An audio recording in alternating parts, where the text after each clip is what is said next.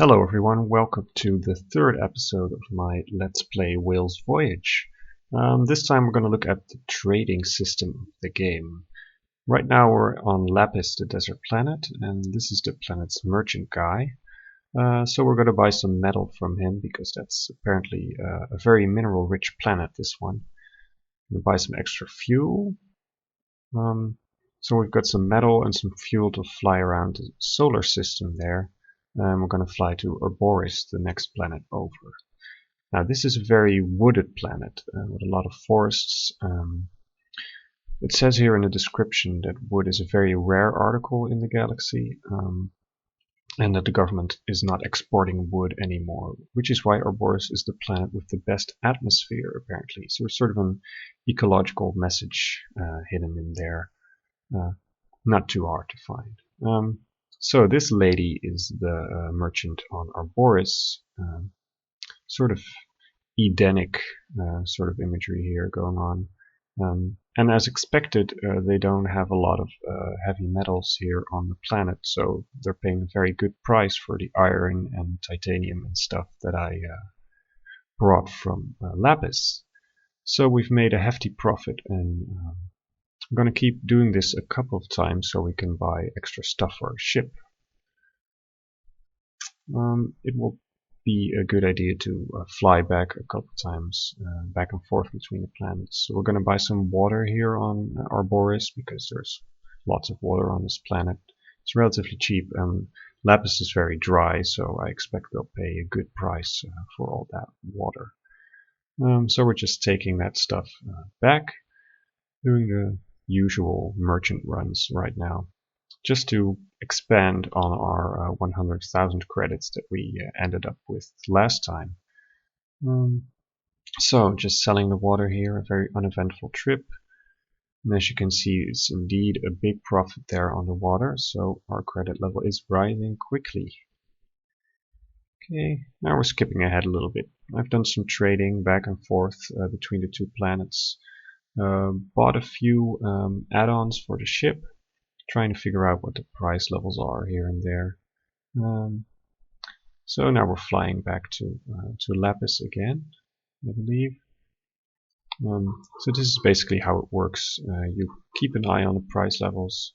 This is interesting. We brought along some perishable goods, not to Lapis but to Castra, some food for example. But if you take food on an interplanetary trip, it goes bad if you don't have a cooler installed on your ship. So if we want to trade in stuff like food and brain implants, probably we'll need a cooling system on the ship, which you can buy on Arboris, if I'm not mistaken. So that's depending on the type of trading you want to do. You'll need a cooling system. Just buying some extra stuff here. We have a glider, we have an economy scanner, which we'll see how that works later on. Flying back to Lapis here, just to sell some stuff. But this time we're under attack by avaricious buccaneers. So this is the space battle screen with the space battle theme song. So it's the first time we've seen this. The whale is in the middle, and you can see to the sides there are 5 enemy ships. And there's a movement point system in place here. So you have to spend your move points on turning or advancing the ship.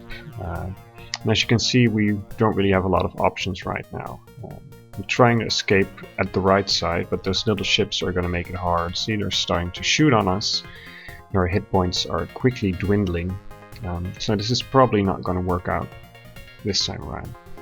Making a final push, but as you can see, it's not really working, and now we're almost destroyed. So what I'm going to do is hoist the white flag and surrender to these guys.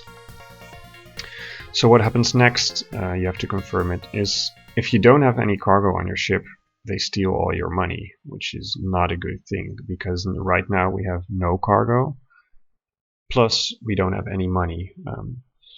So that's potentially a huge problem in this game.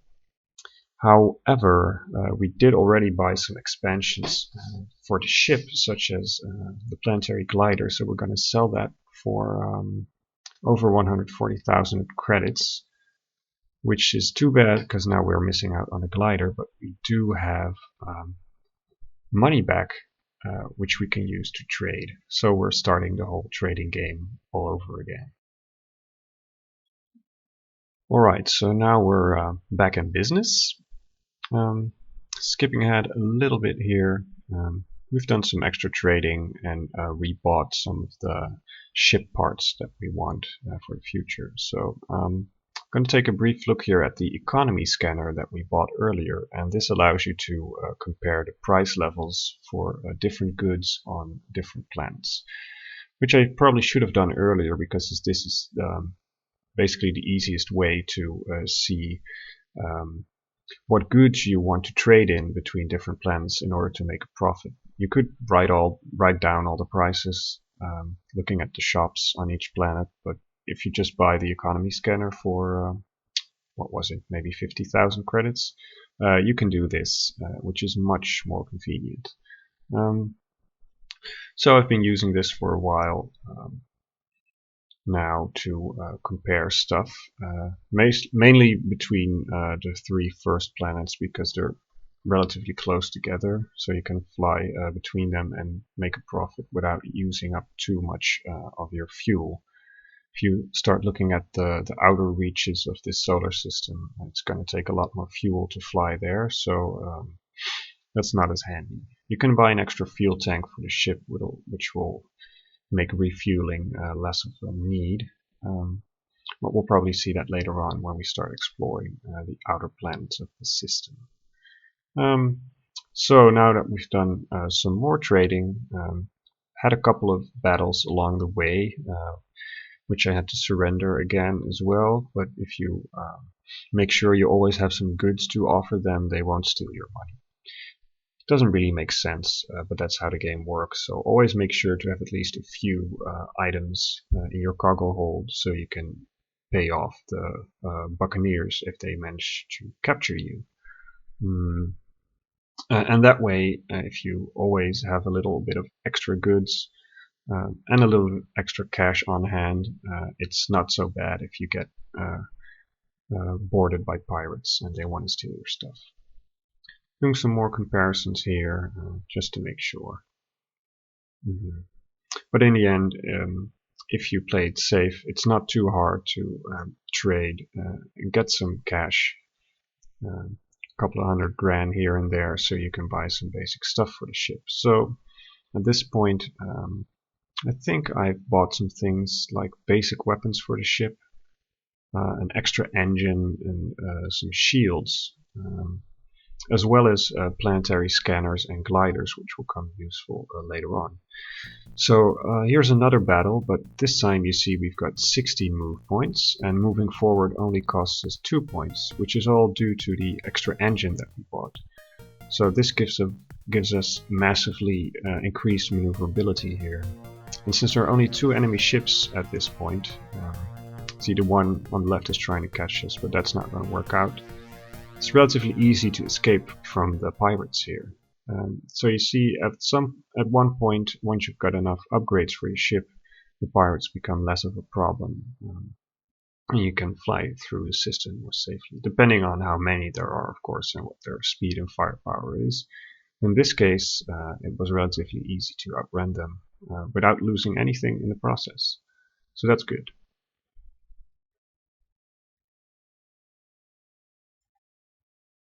So that's basically how the trading system in Whale's Voyage works, and you've also seen how the space battling system works. We'll probably see more of that later on, but this is basically in its most simple incarnation, the space battles. We'll probably see some more complicated ones in the future. So what we're going to do now is test out our planetary glider.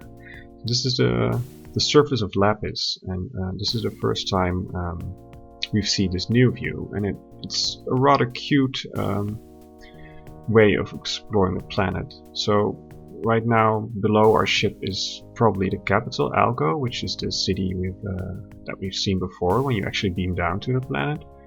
But using the glider that you can buy, you can fly over the surface of the planet and explore it. Now, what I really wanted to do is use the mineral scanner, which is the second button there in the menu, to look for some cool, valuable minerals. As you can see, when you scan, you get a report